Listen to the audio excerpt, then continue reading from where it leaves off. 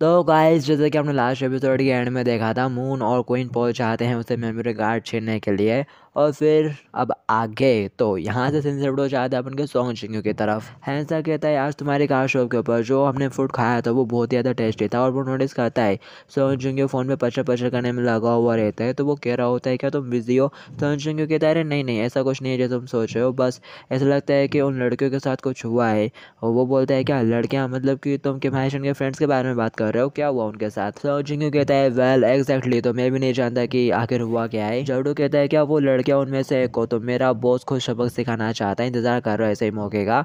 और यहाँ पर पार्क फिर से अपने उस बॉडीगार्ड बंदे के साथ आया हुआ रहता है हैंसे को मारने के लिए। बट जब वो देखता है कि ये लोग भी यहाँ पर है तो वो बस छुप के देख रहा होता है। वो बंदा कह रहा होता है बॉस आखिर आप कब तक इनको इस तरह से छुप छुप के देखने वाले हो, स्पाई करने वाले हो? ऑलरेडी ही काफी सारे दिन गुजर गुजर चुके हैं। पार्क बोलता है शट अप, मेरे पास एक प्लान है। अब लोग देखेंगे कि वो दिन भर क्या क्या करता है, उसके हर मूव के ऊपर नजर रखेंगे। हैंसेंग किम, तुमने मेरे को डाउन करने की हिम्मत की है इसलिए मैं तुमको बिल्कुल भी नहीं छोड़ूंगा, कभी माफ नहीं करूंगा। वो बड़ा बंदा कहता है वैसे आजकल के दिनों में गैंग्स बनाना, बंदों को इकट्ठा करना काफी ज्यादा मुश्किल हो चुका है और अगर इसी रेट से चलता रहा तो आप कुछ भी नहीं कर पाओगे सिवाय सोचने के। पार्क कहता है तू अपना मुंह बंद कर। चुंगी के पास डबल से क्वीन के ड्राइवर मिस्टर पार्क का कॉल आता है और वो कह रहा होता है अच्छा तो तुम्हें भी नहीं पता सोचेंगे कि आखिर हो क्या रहा है, उनका भी कुछ आगे से रिप्लाई नहीं आ रहा। तो अब मुझे क्या करना चाहिए? ऐसा लगता है कि चीज़ें यहाँ पर अजीब हो रही हैं, लेकिन अगर मैंने यहाँ पर खुद से कुछ भी करा तो कोई इनको बिल्कुल भी पसंद नहीं आएगा। हे आई एम सॉरी सोचेंगे कि इतनी रात में मैं तुमको ये चीज़ करने के लिए बोल रहा हूँ, लेकिन क्या तुम यहाँ पर आ सकते हो? अगर तुम यहाँ पर आ जाओगे और पता करने की कोशिश करोगे कि आखिर हो क्या रहा है तो शायद वो जो कोई है वो इतना गुस्सा नहीं होगी। जिंगू कहता है ठीक है मैं आता हूँ। किम हाइशन का भाई बोल रहा होता है सीरियसली आखिर हो क्या रहा है, क्या मैं भी तुम्हारे साथ चलो? जिंगू कहता है डेट्स ओके, घबराओ मत मैं चला जाऊंगा। वो कह रहा होता है कोई बात नहीं, हम लोग भी वैसे वॉक पर निकले हैं। और वो भी सो जिंगू के साथ साथ चल देता है। और फिर इसके बाद अपन को डबल से मिस निन्ना के घर का सीन दिखाया जाता है। कोच सख्त लोंडा अभी तक वो गया नहीं, विंडो के सामने घुटने टिका के बैठा रहता है और कह रहा होता है मैं एक माचो मैन हूँ जिसने अपनी लाइफ फुल पैशन के साथ चाहिए। लास्ट 39 ईयर्स में मैं हमेशा सख्त बना रहा, काफी सारी लड़कियां आई लेकिन मुझे उनसे कुछ फर्क नहीं पड़ा। मैं उनको धकेलता हुआ आगे की तरफ बढ़ता रहा। मैं एक ऐसा आदमी था जिसका दिल एकदम पत्थर की तरह सख्त था। मैंने अपनी बॉडी को एंडलेस ट्रेनिंग करके इतना ज़्यादा सॉलिड बना लिया था, लेकिन उस दिन जब तुम हेलीकॉप्टर में वहाँ पर आए थे और तुमने मेरा हाथ पकड़ के मेरे को जो इन पे फेंका, उसी वक्त मेरा दिल पत्थर का टूट गया, मेरा दिल मेल्ट हो गया और उसके अंदर का सॉफ्टपन बाहर आ गया। और अब मेरा ये दिल सिर्फ तुम्हारे लिए धड़कता है, मेरी बॉडी तुम्हारी गुलाम हो चुकी है। मैं चाहता हूँ कि तुम मेरी क्वीन बन जाओ। आई लव यू मिस इना। मिस इना खिड़की खोल देती है और कहती है अगर तुम ऐसा करते रहे तो मैं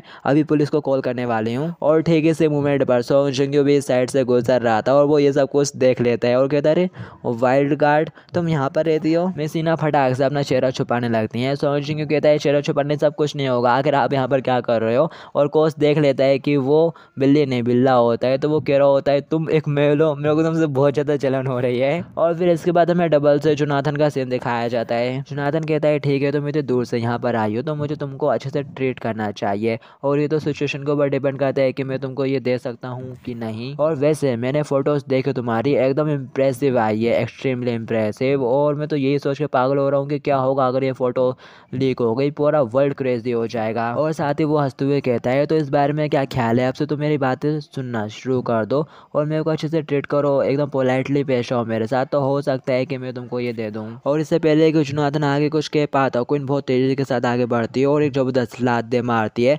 सोफे पे मारा होता है उसने, पूरा सोफा गिर जाता है और उसका बॉडीगार्ड जोनाथन को संभालता है। जोनाथन कह रहा होता है कि तुम्हें क्या कर रही हो यू लिटिल? क्वीन बोलती है मैं यहाँ पर तुम्हारी बातें सुनने के लिए नहीं आई हूँ, वो मुझे वापस करो। और यहाँ पर लड़कियाँ होती हैं जो कि फिर से क्वीन के बारे में बातें करना शुरू कर देती हैं। कह रही होती है अरे ज़रा देखो, अरे ये तो वही रूड लड़की है ना जो पार्टी में भी आई थी। आखिर कोई इतना ज़्यादा एरोगेंट कैसे हो सकता है? क्या वो ऐसा इसलिए कर रही है क्योंकि उसके पास उसे पीछे से सहारा देने के लिए उसकी कंपनी है? वो तो बिल्कुल टॉम बॉय की तरह ऐड कर रही है, कितनी ज़्यादा इमेच्योर है। ज़रा देखो तो यहाँ पर किस तरह से लड़ रही है और ज़रा देखो इसके पहनावे को, ऐसा लग रहा है कि यहाँ पर किसी गैंग फाइट में शामिल होने के लिए आई है। ये तो अपनी पूरी फैमिली का नाम खराब करने वाली है। चलो इस तरह की मजेदार चीज़ों को रिकॉर्ड कर लिया जाए। और वो सारी के सारी अपने मोबाइल से और वो सारी की सारी अपने बैग से मोबाइल निकालना शुरू कर देती हैं। क्वीन कहती है तुम सभी लोग, मुझे इस बात से फर्क नहीं पड़ता कि तुम मुझसे बड़े हो या नहीं, ध्यान से सुनो, आगे बढ़ो और जो रिकॉर्ड करना है करो और चाहे कहीं पे भी अपलोड करो, लेकिन एक बात याद रखना, इसके बाद जो कुछ भी होगा उसकी सारी रिस्पॉन्सिबिलिटी तुम्हारी खुद की होगी। मैं अपनी इन्फॉर्मेशन टीम से इस बात का पता लगवाऊंगी कि तुमने ये सब कुछ रिकॉर्ड करने के लिए किस उंगली का इस्तेमाल किया, और फिर मैं तुम्हारे फैमिली के बिजनेस से सब कुछ ले लूँगी। चाहे वो एक बड़ा ग्रुप हो या छोटी सी बाजार के अंदर मार्केट की दुकान हो, चाहे वो एक बड़ा ग्रुप हो या बाजार के अंदर एक छोटी सी दुकान हो, वो 100% तो क्लियर साफ तो होते नहीं है। इसलिए तुम्हारे बिजनेस पर कानून की तरफ से कुछ दबाव रहेगा। तुम्हारी फैमिली को नुकसान हो सकता है और शायद उसका पतन भी हो जाए। तुम्हारी फैमिली बहुत बुरी तरह से गिर जाए बिजनेस के मामले में।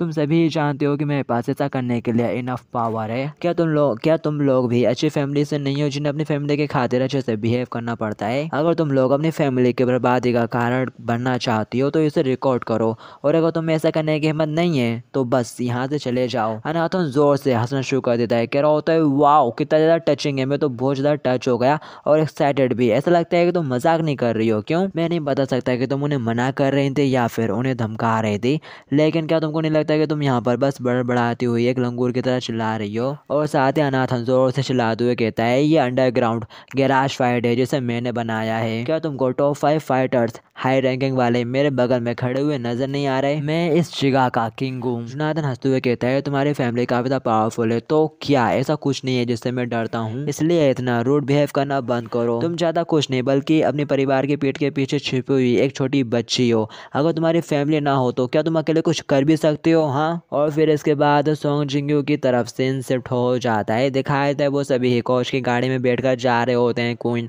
और मून के पास, और यहाँ पर तो कोच को आंतरिक सुकून की प्राप्ति हो रही होती है, और यहाँ पर तो कोच के मन में लड्डू फूट रहे होते हैं। वो बहुत ज़्यादा खुश होता है क्योंकि मिस नीना जो उसके बगल में बैठी हुई है और शर्माते हुए कहता है, मैंने कभी नहीं सोचा था कि ऐसा दिन भी आएगा कि मैं मिस नीना के साथ गाड़ी चला रहा हूँ, वो मेरे बगल में बैठी रहेंगी। नीना कहती है, चुप हो जाओ, ड्राइविंग के ऊपर फोकस करो। जड्डू की आंखें चमक जाती है। वो कह रहा होता है, इसने तो मेरे को अपने पुराने दिनों की याद दिला दी, कितना अच्छा फील हो रहा है। एक गाड़ी जिसके अंदर बहुत सारे लोग, उनके हाथ में वेपन्स और वो एक फाइट के लिए जा रहे हो, पहुंचते थे दरवाजा खुले सबके सब कूद के बाहर निकले। वो पुराने दिन, आहा। तभी कोच कहता है, मिस नीना क्या आपको ऐसा फील नहीं हो रहा जैसे अपन एक फैमिली वेकेशन पर हैं, अपने पास 3 बच्चे हैं और एक प्यारा सा डॉग? नीना कहती है, शट अप, और वो तीनों घूर के कोच की तरफ ही देख रहे होते हैं। और फिर इसके बाद हमें डबल से जोनाथन के बेयर हाउस का सीन दिखाया जाता है। दरवाजा खुलता है और सारे की सारी लड़कियां बाहर आना शुरू हो जाती हैं क्योंकि उनके ऊपर कोइन की धमकी का असर तो हो चुका है। दिखाया जाता है बट वो ऐसा दिखाना चाहती हैं जैसे कि कोइन की बातों का उनके ऊपर कोई असर नहीं हुआ, तो वैसा बोल रही होती है कि हम इसलिए बाहर नहीं आए क्योंकि हमें उससे डर लग रहा है, बल्कि हम इसलिए बाहर आए क्योंकि हम घर जाना चाहते हैं। पार्क उन सही लड़कियों को देख रहा होता है, उनमें उन्हें कोई नज़र नहीं आती। वो सोच रहा होता है क्या वो अभी भी बाहर नहीं आई। और फिर हमें जोनाथन का सीन दिखाया जाता है जो कह रहा होता है, चलो स्टार्ट करते हैं, और वो अपने पास से एक फाइटर को लड़ने के लिए आगे भेजता है और कह रहा होता है दिखाओ इन्हें तुम्हें क्या आता है और इसके लिए तुम्हें बराबर से पेमेंट भी मिलेगी। वो लड़का कह रहा होता है, मेरे को विश्वास नहीं हो रहा कि मेरे को इन दोनों लड़कियों के अगेंस्ट अपनी स्ट्रेंथ का यूज़ करने वाला है। अगर मैंने इनको बुरी तरह से पीट दिया तो कहीं मेरे साथ कुछ होगा तो नहीं? जोनाथन कहता है, हाँ मैं सबको संभाल लूंगा, तुम बस आगे बढ़ो। वो फाइटर कह रहा होता है, मेरे को बिल्कुल भी कंफर्टेबल फील नहीं हो रहा है लड़कियों को मारते हुए, लेकिन लगता है कि अब मेरे पास और कोई चॉइस नहीं। वो तब बोल ही रहा होता है कि तभी क्वीन फटाक से उसके ऊपर अटैक कर देती है। उसकी छाती और पेट के बीच में एक ज़बरदस्त लात मारती है। वो दूर जा गिरता है और उठने के लायक नहीं बचता, वहीं पेट पकड़ के लेटा रह जाता है। क्वीन बोलती है, मुझे लगता है कि तुम लोग काफ़ी ज़्यादा बूढ़े हो चुके हो इन बच्चों वाले गेम्स को खेलने के लिए। जोनाथन कहता है, मुझे तो ऐसा नहीं लगता, मुझे तो बच्चों वाले गेम्स खेलना बेहद ही पसंद है, और जैसा कि मैंने कहा था मैंने पूरी ऑलरेडी तैयारी करके रखी हुई है। और साथ ही वो अपने 2 और फाइटर्स को आगे की तरफ भेजता है। कह रहा होता है, इन्हें पकड़ो और अपना गार्ड बिल्कुल भी डाउन मत करना। वो दोनों फाइटर क्वीन और मून के ऊपर अटैक करते हैं, बट वो दोनों ही उनके मूव से इजिली बच जाते हैं और फिर साथ ही एक भारी भरकम अटैक करते हैं उनके ऊपर। वो दोनों भी पीछे घसीटते हुए जाते हैं, जोनाथन के पैरों में गिरते हैं। पीछे खड़े फाइटर्स कहने लगते हैं, ये दोनों तो काफ़ी ज़्यादा फास्ट हैं और ये भी जानते हैं कि अपने वेट को किस तरह से यूज़ करना है, ये लड़कियां कोई मामूली नहीं है। जोनाथन कहता है, तुम लोग अभी से ही पैनिक होने लगे, और साथ ही वो आगे बढ़ते हुए कह रहा होता है, ये बिल्कुल वैसे हुआ जैसे कि मैंने एक्सपेक्टेड करा था, और वैसे भी इस तरह मैं बिना किसी रीज़न के ये सब तैयार नहीं कर पाता। और साथ ही वो चिल्लाते हुए कहता है, मैं तुम लड़कियों के टुकड़े टुकड़े कर डालूंगा, और साथ ही अपने बंदों में से 5 लोगों को आगे भेजता है। वो उनके कहती है, डैम इट, मैंने तुमसे कहा था ना मैं यहाँ पर नहीं आना चाहती यार। और फिर इसके बाद हमें जिंगू का सीन दिखाया जाता है जो कि डडल से मैसेज करके पूछ रहा होता है, तो डडल भी बोल देती है मेरे को कुछ भी आइडिया नहीं है। तो जिंगू कहता है कि वाकई में मिस्टर पार्क ने मेरे को कॉल करा था, मून और क्वीन किसी जगह पर चली गई हैं लेकिन उनको नहीं पता कि असल में चल क्या रहा है और मैं भी वहाँ पर जा रहा हूँ। ये सुनते सी डडल कहती है क्या तुम भी वहाँ पर जा रहे हो, आखिर क्यों जा रहे हो, फिर मैं भी वहाँ पर जाऊँगी, मैं तुमको ऐसा अकेला नहीं छोड़ने दे सकती, तुम उनके साथ जाके मजे करोगे। हाँ, और साथ ही डडल रोने वाला इमोजी भेजती है। कोच कह रहा होता है मिस नीना जबकि अब लोग इतने चांदनी रात में बाहर निकले हैं ड्राइविंग पे, तो क्या ख्याल है इन बच्चों को सड़क पर उतार देते हैं और कहीं किसी रेस्टोरेंट में चलकर खाना खाते हैं। नीना बोलती है अपनी बकवास बंद करो, मैं यहाँ पर बस इसलिए हूँ ताकि मैं अपने स्टूडेंट्स की सेफ्टी को मेक श्योर कर सकूँ। और फिर इसके बाद हमें डडल का सीन दिखाया जाता है। डडल भी अपनी मम्मी के साथ निकल गई होती है कार में बैठकर और कह रही होती है जल्दी करो मम, जल्दी चलाओ। उसकी मम कहती है ठीक है लेकिन इतनी आधी रात को हम जहाँ कहाँ रहे हैं, हाँ चलो जाने दो, और इस बार मैं तुमको राइड दे रही हूँ और अपना प्रॉमिस याद रखना, तुमने प्रॉमिस करा है कि तुम नेक्स्ट कुकिंग शो में मेरे साथ अच्छे से परफॉर्म करोगी। डडल कहती है हाँ मैं समझ गई। चश्मे वाला सोच रहा होता है आखिर मैं यहाँ पर क्यों हूँ। और फिर इसके बाद डबल से अपन को क्वीन और मून का सीन दिखाया जाता है। जोनाथन हंसते हुए कह रहा होता है इनके ऊपर बिल्कुल भी इजी मत जाना। फाइटर्स उनके ऊपर अटैक कर रहे होते हैं, वो लोग भी डॉज करते हुए उनके ऊपर अटैक करते हैं। मून एक को मार देती है और क्वीन भी एक की टांग को में मारते हुए उसे गिरा देती है, और जब कोई उसे पंच करता है तो वो उसके हाथ को पकड़ लेती है और साथ ही गिरा देती है ज़मीन पर, धम उसका मुंह ठुक जाता है और मून भी किसी को पंच मार के नॉक कर देती है। और ये दोनों ही यहाँ पर काफ़ी थक सी जाती हैं, सांसें भर रही होती हैं लंबे लंबे। मून बोलती है अब इस सिचुएशन के बारे में अपन क्या करने वाले हैं। क्वीन बोलती है मुझे नहीं पता। मून बोलती है देखो मैं अपने एक पागल दोस्त की वजह से कहाँ पर फंस चुकी हूँ। आज रात मैंने पेट भर अच्छे से खाना भी नहीं खाया था, तो अब मेरी एनर्जी जाने वाली लग रहा है। जोनाथन कहता है नो वे, ऑर्डिनरी लोग 10 से ज़्यादा फाइटर्स का मुकाबला नहीं कर पाते हैं, ये इम्पॉसिबल होता है और तुम दोनों भी एंड में बेहोश हो जाओगी। पीछे खड़े लोग बोलते हैं ये बहुत अच्छा भी नहीं लग रहा है, मैं काफ़ी आभारी हूँ तुम्हारा अगर तुम मेरे को इन झंझट में ना ही डालो तो। जोनाथन कहता है अरे बिल्कुल ऑफ कोर्स, इस तरह के कुत्तों के फाइट तो केवल बॉटम के लोग ही करते हैं और जो लोग वहाँ पर हैं वो केवल 1-on-1 जाएंगे, तुम परेशान मत हो। क्वीन बोलती है अब तुम मुझसे ये मत कहना कि तुम ऑलरेडी थक चुकी हो। मून कहती है आखिर तुम्हें क्या बातें कर रही हो, मैं बस थोड़ी सी एनर्जी खत्म हो गई है मेरी क्योंकि मेरे को भूख लग रही है, ज़्यादा कुछ नहीं। तभी जोनाथन चिल्लाता हुआ कहता है व्हाट द हेल, अगर तुम लोग कर क्या रहे हो, क्या तुम लोगों को पेमेंट नहीं चाहिए। हाँ, आखिर इन दोनों लड़कियों को डाउन करने में तुम्हें ज़्यादा टाइम क्यों लग रहा है, जल्दी करो और फिनिश करो इसे। क्वीन बोलती है अगर तुम थक गई हो तो मैं संभालती हूँ। मून बोलती है अगर तुम थक गई हो तो तुम आराम कर लो, एक बॉक्सर के स्टेमिना को इतना कम भी मत आको यार। और वो सभी फाइटर्स उन दोनों के ऊपर अटैक करने के लिए आगे बढ़ते हैं, वो घिर चुके रहते हैं चारों तरफ से। और फिर इसके बाद हमें क्वीन के छोटे भाई इंसान को दिखाया जाता है जिसके पास सोंग जिंगू का कॉल आया हुआ रहता है। तो वो कह रहा होता है माई गोश, आगे तुम्हें क्या कह रहे हो, आखिर इतनी आधी रात में तुम मुझे कॉल करके एक फेवर के लिए कैसे बोल सकते हो। हाँ, तुम तो काफ़ी बेस्टर्म और थॉटफुलनेस हो रहे हो। मैं जानता हूँ मिस्टर पार्क ने मुझे कॉल करके बताया, मैं इस चीज़ के लिए बहुत ज़्यादा थैंकफुल हूँ कि तुम वहाँ क्वीन के पास जा रहे हो, लेकिन सोंग जिंगू ज़रा तुम भी तो सोचो कि आखिर मैं कौन हूँ, मैं वाई के ग्रुप का होने वाला सक्सेसर हूँ यार। जिंगू कहता है आई एम सॉरी इंसान कि मैंने तुमको इतनी आधी रात में परेशान करा, लेकिन मुझे लगा कि तुम ही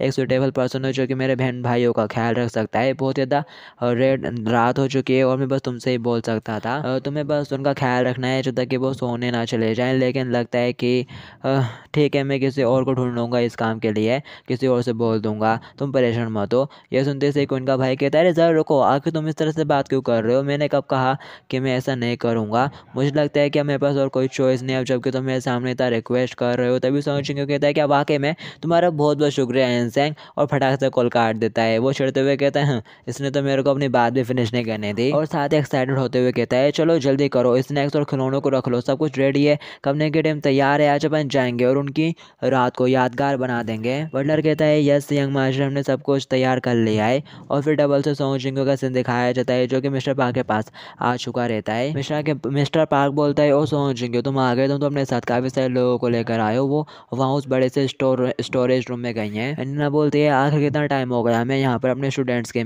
सेफ्टी को मेक श्योर करने के लिए आई हूँ। मिस्टर पार्क उसे पहचान नहीं पाता, कह रहा होता है तुम कौन हो, मैं तुमको इस स्वेटर में पहचान नहीं पा रहा। ये सुनते से वाइट गर्ल, ये सुनते से नीना बोलती है जरा एक मिनट यहीं पर रुको, और साथ ही गाड़ी के अंदर चली जाती है, दरवाज़ा बंद कर देती है। और फिर वो थोड़ी देर बाद अपने ड्रेस पहनकर गाड़ी से बाहर आती है, कहती है अब मैं रेडी हूँ, चलो चलते हैं। मिस्टर पार्क कहता है अरे अब मेरे को याद आ गया कि तुम कौन हो। जिंगू हैरानी से बोलता है आप इन कपड़ों को अपने साथ लेकर घूम रही थी जबकि कोच तो वो उसे देखकर पूरी तरह से एक्साइटेड हो जाता है और कह रहा होता है तुम तो बहुत ज़्यादा अमेजिंग लग रही हो मिस नीना, यही तो पावर है वर्किंग क्लोथ कि मैं भी चेंज करूँगा, मैं भी अपनी यूनिफॉर्म पहन के आ रहा हूँ। और साथ ही वो भी गाड़ी के अंदर घुस जाता है और अपनी ड्रेस पहन कर बाहर निकलता है और हंसते हुए कह रहा होता है तो बताओ कैसा लग रहा हूँ मैं। लेकिन कोच की तरफ तो कोई देखता भी नहीं, सभी के सभी आगे बढ़ के निकल जाते हैं उस स्टोरेज रूम में जाने के लिए। ये देखकर कोच दुखी हो जाता है, कह रहा होता है जरा मेरे लिए तो रुको। जड्डू कहता है दरवाजे पर इस तरह से तो बंदे खड़े हुए हैं, ये देखा तो लग रहा है कि अंदर जरूर कुछ हो रहा है। वो गार्ड्स कहने लगते हैं तुम लोग कौन हो, ये कोई ऐसी जगह नहीं है जहाँ पर तुम लोग ऐसे टहलने के लिए आ सकते हो,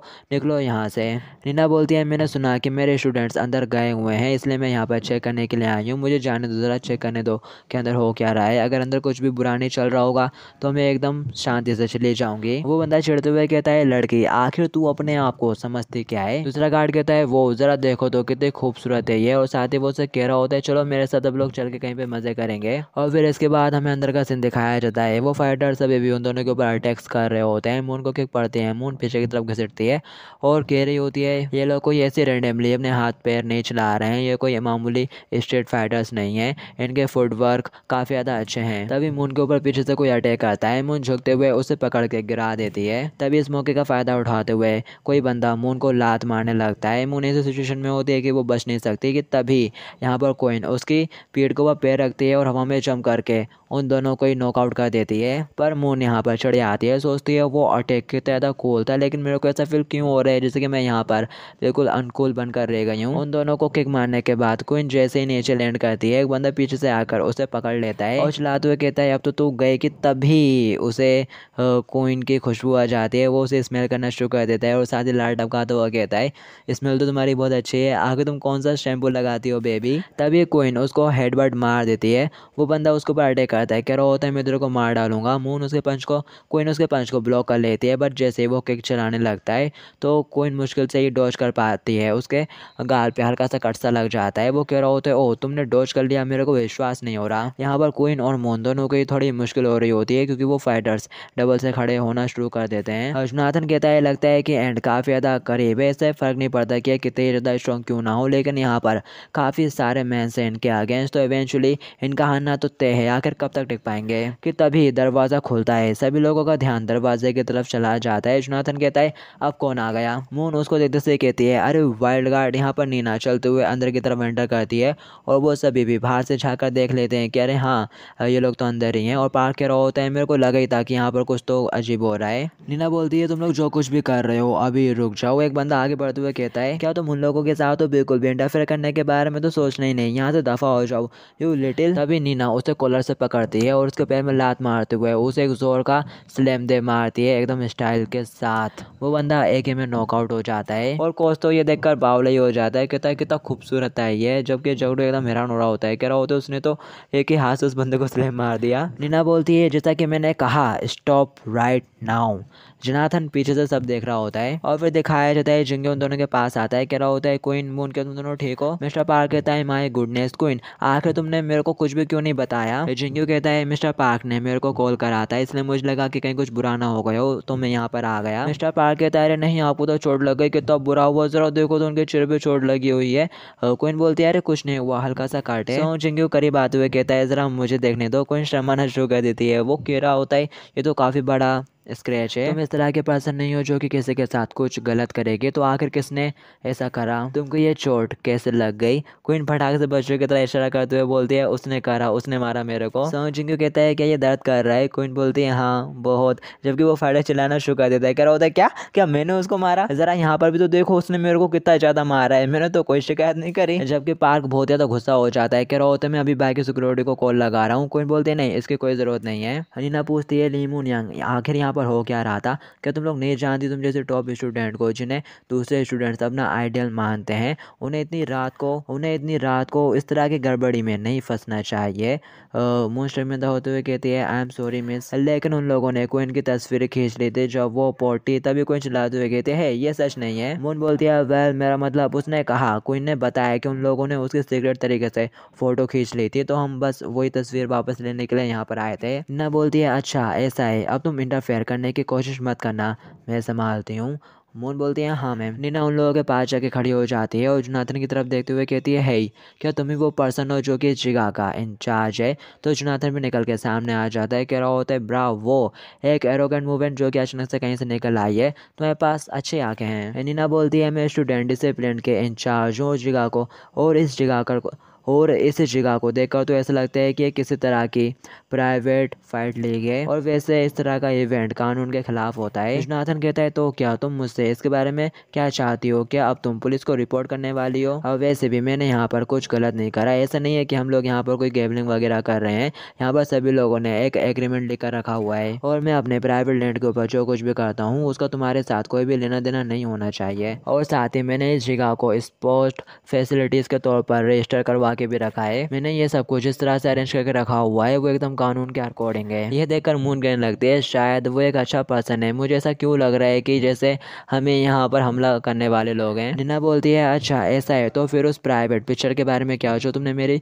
स्टूडेंट के बिना परमिशन के ली है, उसके बारे में तुम मेरे को कैसे एक्सप्लेन करने वाले हो? जोनाथन वो कार्ड दिखाते हुए कहता है अच्छा फोटो, क्या हुआ अगर मैंने इनको पूरे वर्ल्ड में फैला दिया? वो डेंगे हाँक रहा होता है खेते में ही, नीना उसके हाथ से छीन भी लेती है फटाक से। ये देखकर वो एकदम हक्का बक्का रह जाता है। नीना कहती है मैं इस कार्ड के अंदर के कंटेंट को चेक करूंगी, अगर कुछ भी प्रॉब्लम नहीं होती है तो मैं इसे तुम्हें रिटर्न कर दूंगी, और अगर हमारे स्टूडेंट की गलती होती है तो हमारा स्कूल तुमसे माफ़ी मांग लेगा फ्रेशर्स के लिए। मून बोलती है ये तो बस एक झटके में ख़त्म हो गया, तो आखिर हम लोग इतना आए क्यों थे यहाँ पर? तभी जोनाथन जोरों से हंसना शुरू कर देता है, कह रहा होता है गुड, वेरी गुड, तुम्हें तो वाकई में कुछ गार्ड्स हैं, लेकिन लगता है कि तुम लोग मेरे को सीरियसली नहीं ले रहे हो। तुम तो इस तरह से ऐड कर रही हो मानो मुझे उस मेमोरी कार्ड की परवाह है। मैंने उन फोटोज़ का बैकअप तो ऑलरेडी लेकर रखा हुआ है, मुझे तो बस एक कॉल करना है और फिर वो फोटोज़ पूरे वर्ल्ड में फैल जाएंगी और फिर पूरा देश इस बारे में ही बातें करेगा। जिंगी बोलता है आखिर वो किस फोटो के बारे में बात कर रहा है क्वीन? क्वीन उससे कुछ नहीं बोलती। और वैसे तुम लोगों को क्या लगता है कि तुमने कहाँ पर कदम रखा है? ये तुम्हारे पड़ोस का कोई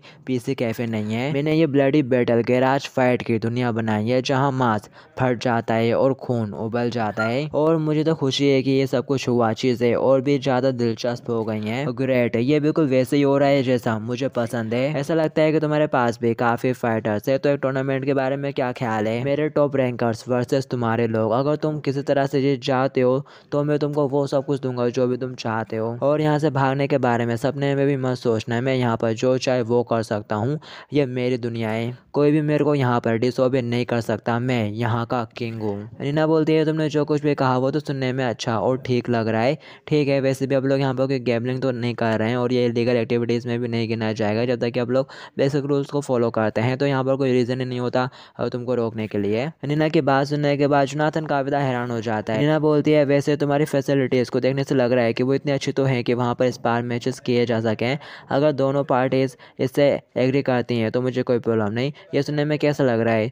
मून बोलती है मैं तैयार हूँ। क्वीन बोलती है हाँ मुझे भी कोई प्रॉब्लम नहीं। नीना कहती है यहाँ पर अपन लोगों को स्पारिंग ग्लव्स की भी जरूरत होगी। तभी कोच बोलता है अरे मेरे गाड़ी में पड़े हुए हैं, मैं लेकर आता हूँ। जोनाथन हंसते हुए कहता है क्या ग्लव, आखिर इसकी जरूरत है क्या है? क्या तुम लोगों को हर्ट होने से डर लग रहा है? तुम लोगों के गट्स को क्या हुआ? नीना कहती है जैसा कि मैंने कहा जब तक तुम बेसिक रूल्स को फॉलो करते हो ये ठीक है, और वैसे तुम इस बात को लेकर थोड़ी गलतफहमी में हो। असल में तुम्हारे फाइटर्स की सेफ्टी के खातिर यहाँ पर ग्लव पहनना जरूरी है। ये सुनते से जोनाथन गुस्सा हो जाता है, चिल्लाते हुए कहता है यू लिटिल ऑलराइट, देखता हूँ कि तरह ये मुंह कब तक चल पाता है। सभी लोग बाहर निकल जाओ टॉप 5 फाइटर्स को छोड़कर, और बाहर से दरवाजा बंद कर दो। और फिर यहाँ पर जोनाथन के वो फाइटर्स रुक जाते हैं जो कि फाइट करने वाले हैं। जोनाथन कहता है मैं तुम्हारे टुकड़े टुकड़े कर डालूंगा। और वाइट गार्ड बोलती है ऑफ कोर्स मैं भी इसमें पार्ट लेने वाली हूँ एज अ रेफरी के तौर पर, ताकि मैचेस एकदम फेयर हो। जबकि वो दोनों एकदम घबराए हुए रहते हैं, कह रहे होते हैं आखिर हमको इसमें क्यों जोड़ा जा रहा है। और फिर इसके बाद सीन शिफ्ट हो जाता है अपन की प्यारी डडल की तरफ, जिसकी मम्मी गाड़ी चलाते हुए पता नहीं किसी फार्म पर पहुंच गई होती हैं। डडल बोलती है मोम आखिर आप हमें ये कहाँ पर लेकर आ गई हो? उसकी मोम बोलती है शट अप। डडल बोलती है कि आप श्योर हो कि ये रास्ता एकदम सही है? उसकी मोम बोलती है फिर तू ही गाड़ी चला ले। और बस गाइस इस एपिसोड के लिए इतना ही है, बाकी की स्टोरी आप लोग नेक्स्ट एपिसोड में जानेंगे। जब तक के लिए टू बी कंटिन्यूड।